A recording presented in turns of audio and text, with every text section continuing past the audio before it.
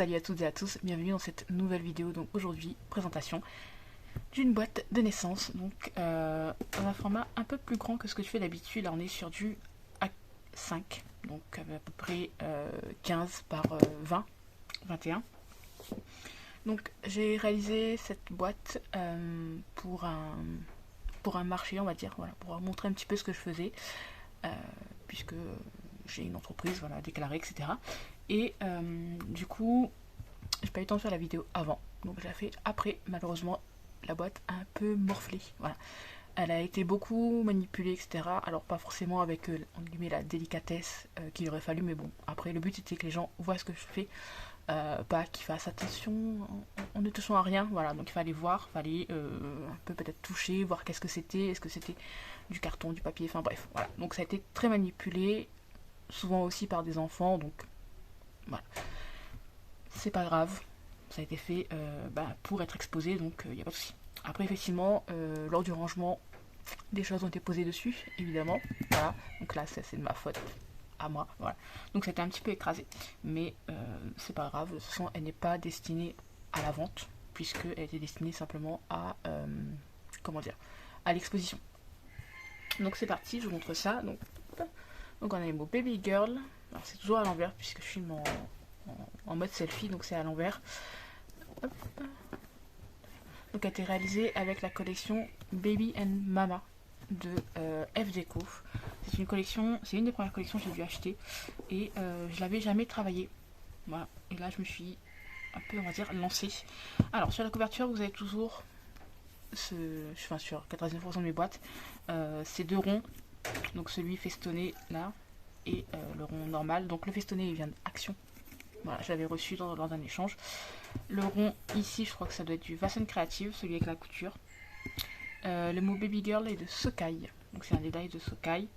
Et après vous avez donc des découpes fleurs, bon, la plupart viennent de chez AliExpress.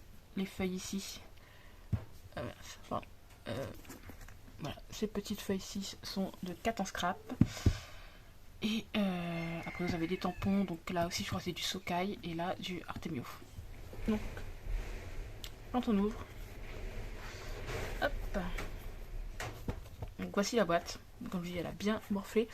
Donc hop, sur le côté on a ici un cadre, voilà, avec une déco simple à l'intérieur, enfin une déco à l'intérieur.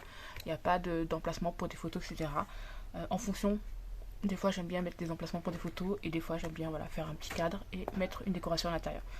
Alors pour ce cadre aussi, je pense que pour les prochaines fois, j'essaierai de voir pour le renforcer, puisque voilà, là le fait d'avoir été mal stocké, du coup le cadre a pris cher, très très cher, voilà. Mais pour les autres, j'essaierai de le renforcer un peu, histoire de dire que si jamais la future famille fait la même bêtise que moi, voilà, ça ne s'écrase pas autant, bon, le moins possible. Donc à l'intérieur du cadre, on a une petite découpe ici, le petit shaker étoile. Bon, donc ça bouge pas beaucoup, mais voilà, ça bouge quand même un peu. Donc le shaker étoile, c'est un dice de chez Action, pareil que j'ai reçu lors d'un échange. Le petit mot bienvenue est un tampon Casey Art, il me semble. Après voilà, il y a quelques découpes dessous, etc. Et enfin, les petites boîtes. Donc les étiquettes, c'est moi qui les ai faites à l'ordinateur. Donc on a mon petit trésor, ma première mèche de cheveux, mon bracelet de naissance, mon premier vêtement, mes petits chaussons, ma première tétine, pardon. Donc je suis à l'envers, c'est un peu compliqué. Donc hop, il n'y a pas beaucoup de luminosité aujourd'hui. Voilà, donc au niveau des éléments, voilà, c'est toujours plein de découpes superposées les unes sur les autres. Donc moi c'est quelque chose que j'aime beaucoup. Donc on peut enlever les petites boîtes. Alors par contre il faut les remettre exactement dans la même étagère puisque elles sont pas tous de la même hauteur. Voilà, donc par exemple celle-ci c'est les plus hautes. Elle n'entre pas dans les cases du milieu. Donc c'est vraiment cet ordre là. Après voilà, je peux décaler celle-ci. Hein. Voilà. La mettre à la place là.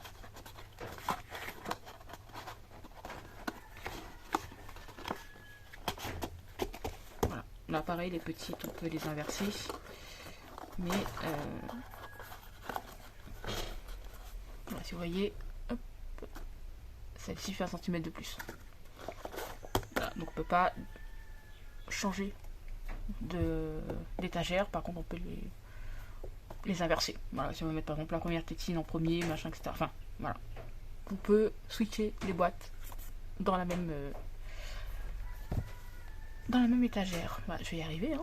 Voilà. Donc voilà pour cette petite boîte. Comme je vous dis, elle a bien morflé. Mais c'est pas grave. Voilà, le but était de montrer ce que je fais. Donc, et voilà.